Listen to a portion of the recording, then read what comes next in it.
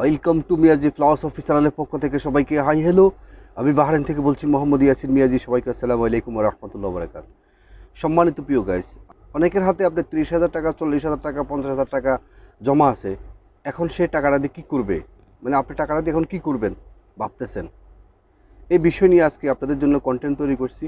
50,000 টাকা ঠিকই আপনি তৈরি করছেন, রেডি করছেন, কিন্তু আপনার পজিশন অনুযায়ী আপনাকে কোথায় ইনভেস্ট করবেন সে বিষয়ে আপনি জানেন না। সব বয়সী লোকের সব টাকা ইনভেস্ট করার সিচুয়েশন কিন্তু সবার একরকম থাকে না। যেমন যে ব্যক্তি মনে করেন সদ্য চাকরি পেয়েছেন, তার বয়সে এখন কম, তার ফ্যামিলি থেকে তার ফ্যামিলি বাবা মা হয়তো অন্য কোথাও চাকরি করেন বা ব্যবসা বাণিজ্য করেন, তাদের একটা সিচুয়েশন। আর যারা ব্যবসা বাণিজ্য করতেছেন বা ব্যবসা বাণিজ্যের ফাঁকে ফাঁকে কিছু টাকা জোগাড় করছেন, তাদের একরকম সিচুয়েশন। আর যারা মনে করেন সিনিয়র সিটিজেন, অর্থাৎ তারা এখন পেনশন পেয়ে গেছেন, তাদের চাকরি শেষ হয়ে গেছে, তাদের সিচুয়েশন একরকম। আবার কিছু মানুষ আছে আপনার চাকরি পাইছে, চাকরি পাওয়ার সাথে সাথে তার উপরে তার পুরো ফ্যামিলি, তার রেসপন্সিবিলিটি তার উপরে নির্ভর করতেছে। এরকম কিছু ফ্যামিলি আছে, তাদের জন্য আরেক রকম সিচুয়েশন। প্রত্যেকটা মানুষের সিচুয়েশনটা হলো আলাদা আলাদা। তাহলে কোন সিচুয়েশন লোকদেরকে কোথায় ইনভেস্ট করতে হবে সে বিষয়টা আজকের ভিডিওর মধ্যে আপনাদেরকে আমি ডেডিকেট করব। সে ধরেন একটা ব্যক্তি সদ্য চাকরি পেয়েছেন, নতুন, এবং তার বয়সও এখনও আছে ইয়াং, সে পাশাপাশি তার বাবা মা, তার বাবা বা ভাই, ফ্যামিলির অন্য লোকেরা অন্য কোথাও চাকরি বা ব্যবসা বাণিজ্য করে তার ফ্যামিলিকে চালানোর মতো একটা অবস্থা আছে। বা সে যে চাকরি পাইছে সেখান থেকে সে অল্প কিছু কন্ট্রিবিউট করলেও চলবে। তাহলে সে চাকরি করে বা 2 মাস 3 মাস 4 মাস চাকরি করে সে 40-50,000 টাকা একসাথ করছেন, তাহলে আপনি টাকাটা কী করবেন? যে কাজটা করবেন সেটা হলো, আপনার যে ব্যাংক পছন্দ হয় সেই ব্যাংকের মাধ্যমে প্রতি মাসে 4-5,000 টাকার একটা ফিক্সড ডিপোজিট আপনি করে নেবেন। অনেকে আছে 5,000 টাকা দিয়ে আমি কি ফিক্সড ডিপোজিট করবো, আমি প্রতি মাসে বেতন পাচ্ছি 50,000 টাকা, 40,000 টাকা। ভাই দেখেন, ছোটো থেকে মানুষ কিন্তু বড় হইতে হয়।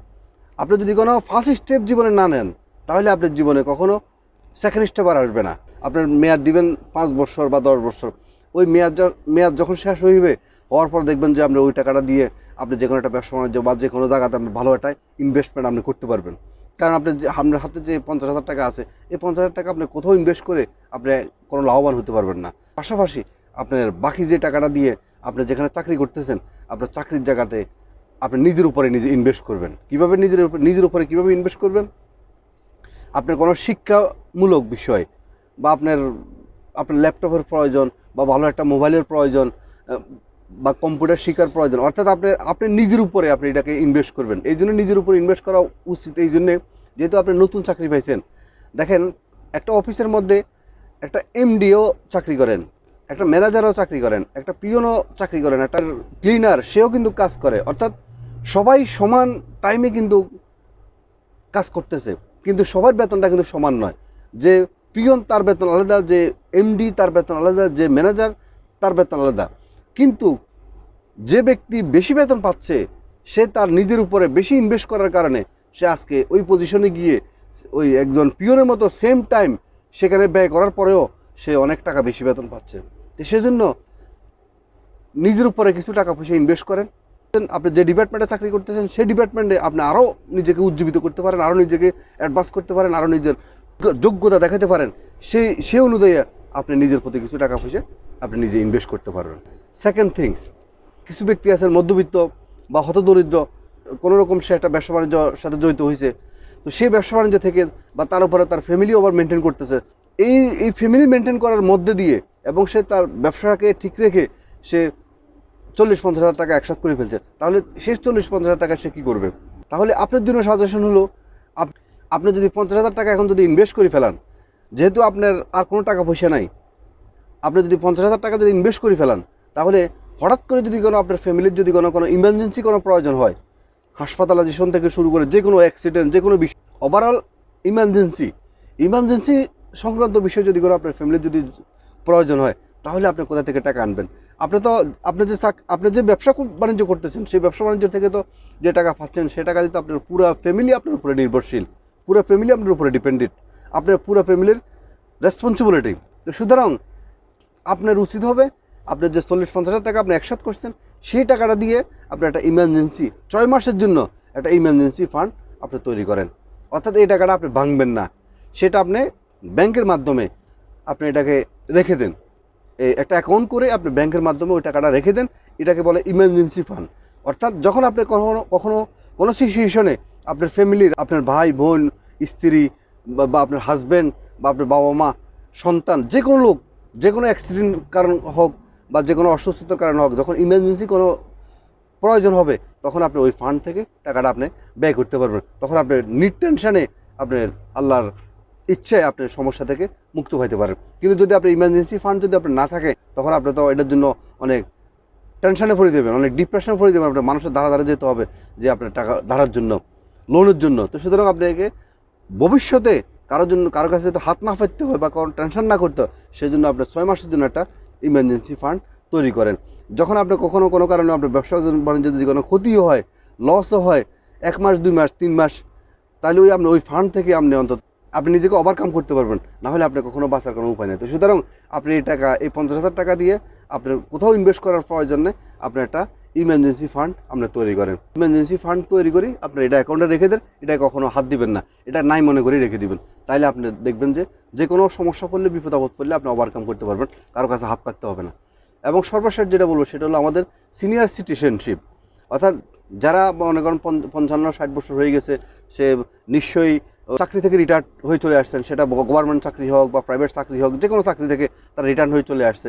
এবং আমার বিশ্বাস আপনারা নিশ্চয়ই পেনশনও পেতেছেন, পেনশন পেয়ে আপনাদের ফ্যামিলি চলতেছে, পাশাপাশি আপনার ছেলেমেয়েরা একটা রোজগার করতেছে, সেখান থেকে আপনার ফ্যামিলি চলতেছে, বাস ভালো আছেন।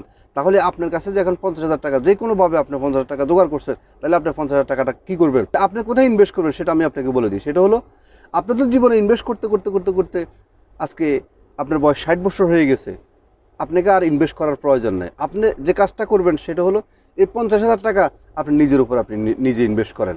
সে ধরেন আপনার কথা ধরলাম, আপনি এটাকে ইনভেস্ট করার জন্য চাচ্ছেন, আপনি কোথাও ইনভেস্ট করবেন। তাহলে আপনি যদি 50,000 টাকা যদি কোথাও ইনভেস্ট করেন, আপনার বয়স এখন 60 বছর, 10 বছর জন্য কোথাও এটা আপনি ইনভেস্ট করলেন। সে ধরেন আপনি 50,000 টাকা ইনভেস্ট করছেন, সে 50,000 টাকার বিনিময়ে আপনি টোটাল 2 লক্ষ টাকা ফেলেন। আপনি 2 লক্ষ টাকা তখন কী করবেন? আজকে আপনার এই 50,000 টাকা আপনার খরচ করতে আপনার যে স্বাচ্ছন্দ্য বোধ করবেন, তখন আপনার 2 লক্ষ টাকা আপনার স্বাচ্ছন্দ্য বোধ করবেন না। তাইলে আজকে আপনি কী করবেন 50,000 টাকা দিয়ে? এই 50,000 টাকা আপনি নিজের জন্য আপনি নিজে ইনভেস্ট করবেন। কীভাবে ইনভেস্ট করবেন? আপনি যদি এই 50,000 টাকা দিয়ে যদি আপনি বই পড়তে পছন্দ করেন, ভালোবাসেন, তাহলে আপনি বই কিনবেন। হাদিস কোরআন যদি পড়তে আপনার ভালো লাগে, যে ধর্মে আছেন তাদের ধর্মের যে সমস্ত ধার্মিক যে বই পুস্তক আপনি যদি পড়তে আপনার ভালো লাগে, তাহলে আপনি সেই বই পুস্তকগুলো কিনে আপনি পড়েন। আপনার কোনো কিছু ভালো খেতে মন চাচ্ছে, আপনি সে ভালো খাওয়ার জন্য এই টাকা থেকে আপনি ভালো খান। আপনি যদি ভালো পড়তে মন চায়, আপনি সেই টাকা পয়সা থেকে আপনি ভালো কাপড় চোপড় পরেন। আপনি যদি মনে করেন যে আপনার এই টাকা দিয়ে কারো থেকে আপনি দান করবেন, অল্প অল্প, সবগুলো না, কাউকে দান করার প্রয়োজন, আপনি তাকে দান করবেন আপনার খুশির জন্য। আপনি দান করবেন, আপনার কিছু খেতে মন চাচ্ছে, আপনি খেলেন। আপনি কাউকে হেল্প করার প্রয়োজন হলো, আপনি তাকে হেল্প করলেন। অর্থাৎ এই টাকা দিয়ে আপনি আপনার এই কাজের মধ্যে আপনি ব্যস্ত থাকবেন।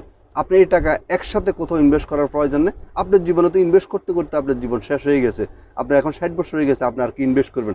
এখন আপনার পিছনে সবাই ইনভেস্ট করবে। তো যেহেতু আপনার কাছে এই টাকাটা আছে, এই টাকাটা আপনি কাউকে দেওয়ার প্রয়োজন নেই। এই টাকাটা আপনার কাছে রেখে দিয়ে আমি আপনাকে যেভাবে বলছি আপনি এভাবে করবেন, দেখবেন আপনার জীবন আরও সুন্দর কাটবে।